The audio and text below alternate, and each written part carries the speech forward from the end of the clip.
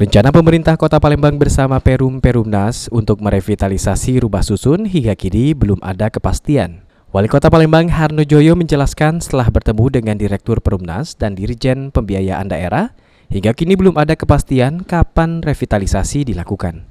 Harno menambahkan menurut Perumnas akan mengupayakan untuk segera merealisasikan revitalisasi rumah susun, mengingat kondisi keuangan yang belum memungkinkan. Paling tidak akan diupayakan rumah pengganti untuk penghuni rumah susun jika nantinya perbaikan dilakukan. Rusun dengan direkturnya, kemudian dengan Dirjen Pembiayaan Daerah kaitan dengan rumah susun. Kita menunggu hasil dari itu. Yang jelas itu sudah sampaikan. Targetnya nanti, karena menurut direktur rumah susun kaitan dengan kondisi keuangan.